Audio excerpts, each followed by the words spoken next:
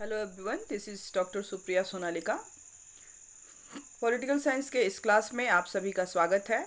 आज का जो हमारा क्लास है वो यूजी सेमेस्टर 5 के स्टूडेंट्स के लिए है और यूजी सेमेस्टर 5 के कोर्स का जो पेपर 11 है उसके अंतर्गत अपने लास्ट क्लास में एक बहुत ही महत्वपूर्ण टॉपिक हम लोग डिस्कस कर रहे थे। वो था प्रमोशन, जिसको हम लोग हिंदी में पदोन्नति कहते हैं। और हम लोग अपने लास्ट क्लास में पदोन्नति के जो सिद्धांत हैं, प्रिंसिपल्स हैं, उसको देख रहे थे। और उसमें हम लोग पहला जो सिद्धांत है प्रिंसिपल्स ऑफ सीनियरिटी, उसको देख चुके थे। आज के इस क्लास में हम लोग जो है उसका जो दूसरा जो सिद्धांत है पदोन्नति का, और वो है प्रिंसिपल ऑफ मेरिट। इसकी चर्चा हम लोग करते हैं। जैसा कि नाम से ही स्पष्ट है कि इसमें मेरिट के आधार पर जो है प्रमोशन देने की बात की जाती है और इसका अभिप्राय पदोन्नति की आकांक्षा रखने वाले सभी उम्मीदवारों की योग्यता का मूल्यांकन करते हुए उसके आधार पर उसकी प्रवृद्धि करना होता है। इसका उद्देश्य कार्यकुशलता और परिश्रमी व्यक्तियों को पदोन्नति से पुरस्कृत करना होता है और इस प्रकार के अन्य कर्मचारियों को कार्यकुशलता के लिए प्रेरित या प्रोत्साहित करना भी होता है। यह सिद्धांत अपने आप में एक पूर्ण रूप से निर्दोष है, किंतु इसमें भी कुछ कठिनाइयां जो हैं विभिन्न उम्मीदवारों की तुलनात्मक योग्यता का मूल्यांकन करने तथा इसका पता लगाने में होती है। योग्यता को आंकना कोई आसान काम नहीं होता है कि किस व्यक्ति के अंदर क्या क्षमता है। इसको आंकना जो है बहुत मुश्किल काम होता है और योग्यता की जांच व्यक्ति निरपेक्ष साधनों द्वारा की जानी चाहिए। और सामान्यतः कर्मचारियों की योग्यता आंकने के लिए 3 तरह की जो विधियां हैं वो काम में लाई जाती हैं। पहला है प्रतियोगिता परीक्षाएं, कॉम्पिटिटिव एग्जाम्स। दूसरा है सेवा अभिलेख, सर्विस रिकॉर्ड। और तीसरा है विभागाध्यक्ष या पदोन्नति मंडल द्वारा निर्गत जो व्यक्तियों के द्वारा जो निर्णय लिए जाते हैं उसके आधार पे जो पदोन्नति दी जाती है वो। तो ये 3 इसके आधार हैं। 3 इसको किसी की व्यक्ति की योग्यता को आंकने के आधार बताए गए हैं। अब हम लोग जो है सब एक एक करके इन सभी को देखेंगे। और सबसे पहले हम लोग देखेंगे कि जो प्रतियोगिता परीक्षा, जो पहला जो आपकी है कि कॉम्पिटिटिव एग्ज़ाम, प्रतियोगिता परीक्षा, इसके बारे में हम लोग जानेंगे। तो प्रतियोगिता परीक्षा जो है योग्यता निर्धारण के लिए प्रत्याशियों की परीक्षा इसमें ली जाती है। ये ऐसी व्यवस्था है जिसमें उनकी योग्यता को जांचने के लिए कॉम्पिटिटिव एग्ज़ाम लिए जाते हैं। और प्रतियोगी परीक्षाएं जो कि पदोन्नति के लिए विशेष रूप से आयोजित की जाती हैं, पदोन्नति परीक्षाएं कहलाती हैं, प्रमोशनल एग्जामिनेशन कहलाती हैं। और ये परीक्षाएं जो है अलग अलग तरह की होती हैं। विशेषकर 3 तरह की ये होती हैं। पहला जो है खुली प्रतियोगिता परीक्षा, ओपन कॉम्पिटिटिव एग्ज़ाम। दूसरा जो है सीमित प्रतियोगिता परीक्षा, लिमिटेड कॉम्पिटिटिव एग्ज़ाम। और तीसरा है उत्तीर्ण परीक्षा या पास एग्जामिनेशन।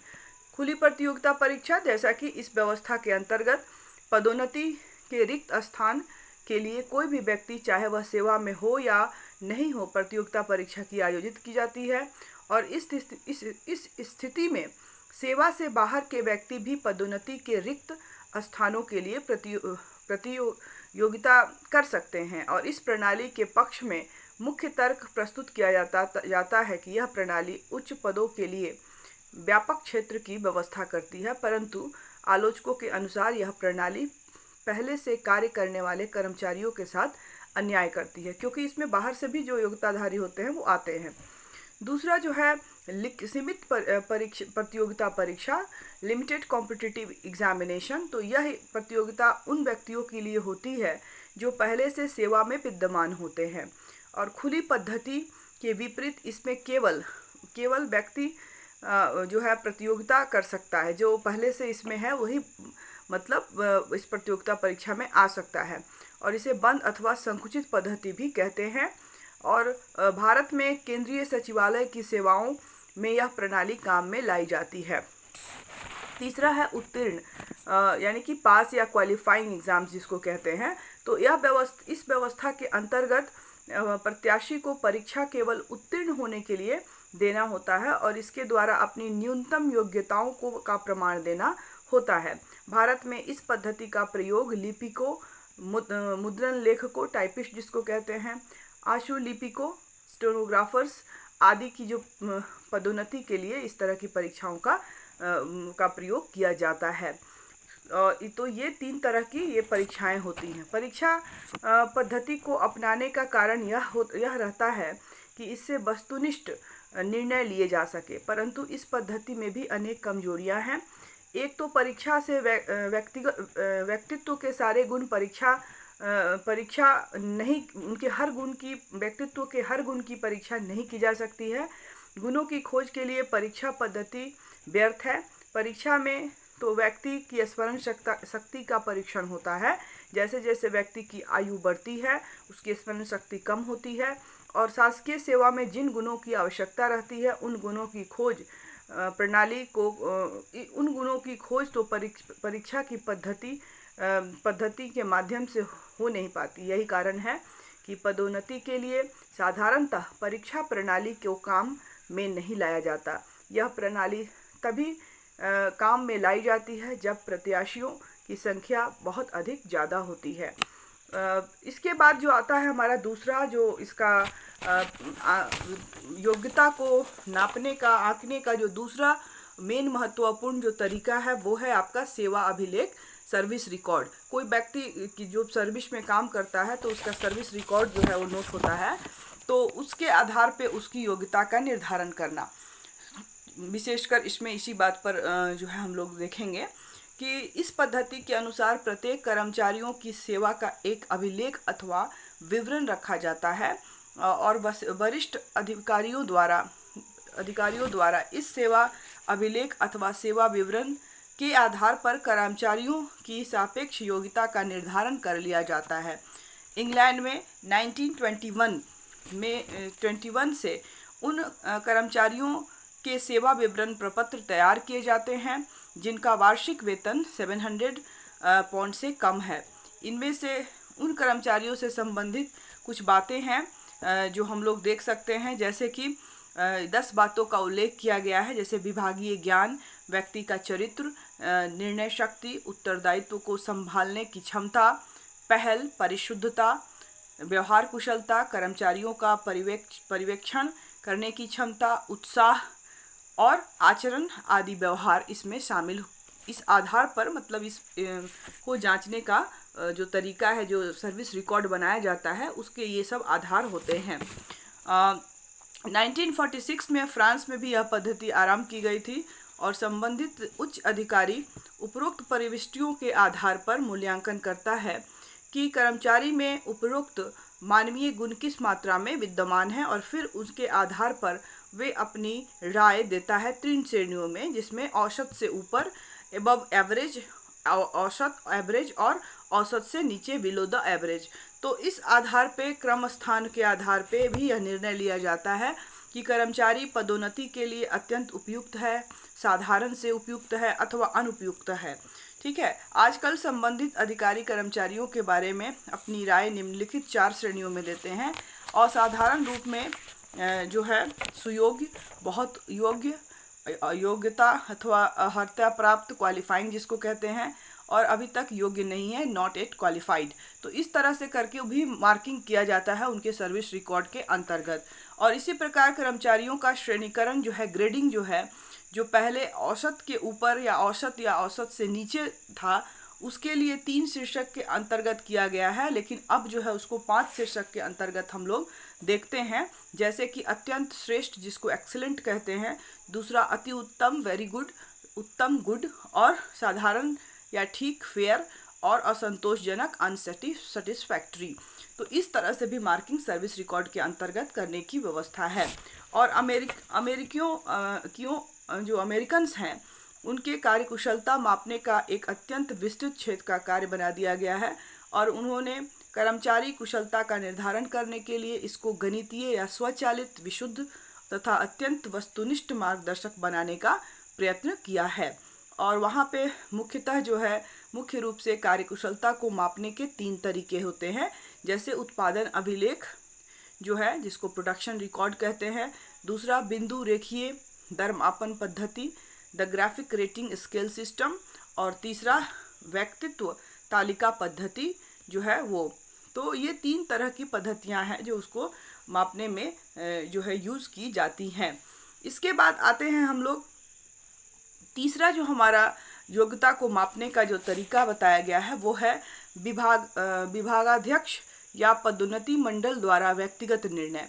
मतलब आपके डिपार्टमेंट के जो विभागाध्यक्ष हैं उनके द्वारा या जो भी प्रतिनिधि मंडल बनाया जाता है प्रमोशन के लिए, उनके द्वारा जो भी रिकमेंडेशंस दिए जाते हैं तो उसके आधार पर भी जो है लोगों को प्रमोशन दिया जाता है। और योग्यता निर्धारण करने के लिए विभागाध्यक्ष का अभिमत भी प्रयोग में लाया जाता है।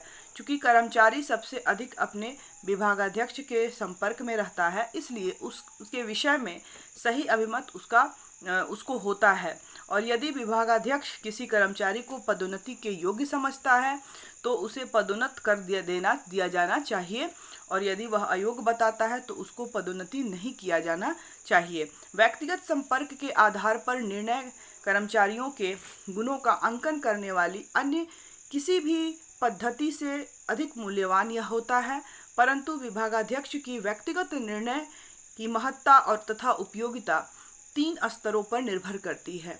श्रेष्ठ निर्णय करने की क्षमता, विभाग में उसके कार्य करने की मिलने वाली स्वतंत्रता और उसकी श्रेष्ठ भावना। कर्मचारी विभागाध्यक्ष के व्यक्तिगत निर्णय पर आधारित पदोन्नति की प्रणाली का इसलिए विरोध करते हैं क्योंकि उन्हें पदोन्नति में अन्याय तथा भ्रष्टाचार का भय रहता है। उनका विचार है कि इस पद्धति में पदोन्नति पक्षपात पर आधारित होती है। इसमें चापलूस, खुशामिद और हाँ में हाँ मिलाने वाले व्यक्ति तो लाभ में रहते हैं और स्वतंत्र विचार रखने वाले गुणवान व्यक्तियों को हानि उठानी पड़ती है। विभागीय पदोन्नति मंडलों की स्थापना करके ऊपर बताए गए दोषों को दूर किया जा सकता है। ये मंडल कर्मचारी संघों के प्रतिनिधियों एवं अधिकारियों को मिलाकर बनाए जाने चाहिए और वरिष्ठता तथा सेवा अभिलेख आदि के आधार पर पदोन्नतियों की सिफारिश करनी चाहिए। यदि कोई कर्मचारी यह समझता है कि पदोन्नति के संबंध में कोई बात गलत है तो वह कर्मचारी के संगठन के माध्यम से विभागाध्यक्ष अथवा पदोन्नति मंडल से उसकी अपील कर सकता है। इस तरह से हम देखते हैं कि इन सभी परीक्षाओं, जांचों की व्यवस्था इसलिए की जाती है कि जिससे कि पदोन्नति की सुदृढ़ और ठोस नीति का निर्माण किया जा सके। पदोन्नति नीति की सफलता की कसौटी है कर्मचारियों में पाया जाने वाला समन्वय, संतोष, उच्च मनोबल और सहयोग, सेवा, कर्मनिष्ठता की भावना। यदि पदोन्नति मनमाने ढंग से की जाए तो कर्मचारियों में असंतोष फैलता है, ईर्ष्या की भावना फैलती है, पारस्परिक मतभेद होता है, विवाद उत्पन्न होते हैं, जिससे कि शासन में भूल लग जाती है और शासन जो है अपना कार्य जो है पूरी तरह से ठीक ढंग से नहीं कर पाता है। इसलिए पदोन्नति को मापने का जो ये योग्यता का जो आधार बनाया गया है, इन सभी आधारों पर व्यक्ति का पूरी तरह से जो है एक जजमेंट किया जाता है, उनका परीक्षण किया जाता है और फिर उन्हें अगर वो प्रमोशन के लायक है तो उन्हें प्रमोट किया जाना चाहिए। क्योंकि संगठन के लिए यह बहुत आवश्यक है कि उसके अंदर उसके जो काम करने वाले कर्मचारी हैं उस पर आपको विश्वास हो, उसमें उसकी कर्मनिष्ठा हो, कर्तव्यनिष्ठता हो, उनमें कार्य कुशलता डेवलप हो, उसके बाद अपने कर्तव्य संतोष हो, व्यक्ति जो काम कर रहा है वो सेटिस्फाइड हो, उसका मनोबल जो है मोरल ऊपर हो, क्योंकि यह उसको उस संस्था को आगे बढ़ाने में मदद करती है। क्योंकि कर्मचारी का जब मनोबल ही गिरा रहेगा तो वो आगे क्या काम कर पाएगा, नहीं कर पाएगा। तो इसलिए उसके अंदर असंतोष या मनोबल नहीं होना चाहिए। तो ये सारी चीज़ें हैं योग्यता के अंदर। तो हमने देखा योग्यता के सिद्धांत प्रिंसिपल ऑफ मेरिट के अंतर्गत जो है मेरिट को आंकने के बहुत अलग अलग विचारकों के द्वारा जो है अलग अलग बातें कही गई हैं, जिसमें 3 महत्वपूर्ण बातें हैं। एक तो आपका प्रतियोगिता परीक्षा के आधार पर किसी व्यक्ति को आप उसके मेरिट को जज कर सकते हैं। दूसरा जो है परीक्षा के आधार पे भी 2-3 तरह की हैं परीक्षा के बारे में बताया गया है। जैसे कि आपकी खुली जो परीक्षा है प्रतियोगिता परीक्षा वो होती है, सीमित होती है, और एक क्वालिफाइंग परीक्षा होती है। उसके बाद ठीक दूसरा जो होता है सर्विस अभिलेख, जिसको कहते हैं सर्विस रिकॉर्ड। व्यक्ति जो काम करता है, जब भी वो सर्विस में आता है उस समय से अंत तक जब तक वो काम करता है तो उसके सभी कार्यों का एक लेखा जोखा लिखा जाता है रिकॉर्ड के रूप में उसके वरिष्ठ अधिकारी के द्वारा। तो वो उसके आधार पे आप देख के कर सकते हैं। और तीसरा जो होता है कि उस विभाग का जो विभागाध्यक्ष हैं या कोई अगर पदोन्नति मंडल बनाया गया है उसको देखने के लिए, तो उनके रिकमेंडेशन के आधार पर भी पदोन्नति दी जाती है। तो ये आपका पदोन्नति का जो दूसरा महत्वपूर्ण सिद्धांत था वो आज समाप्त हो गया। आई होप आपको समझ में आया हो। अगर कहीं भी आपको कोई प्रॉब्लम है तो आप मुझे कमेंट सेक्शन में जाके अपने प्रश्न रख सकते हैं, पूछ सकते हैं। और आज का क्लास हम लोग यहीं समाप्त करते हैं। नए टॉपिक के साथ बहुत जल्द हम लोग फिर मिलेंगे। तब तक के लिए घर में रहें, सुरक्षित रहें, पढ़ते रहें। Thank you all of you.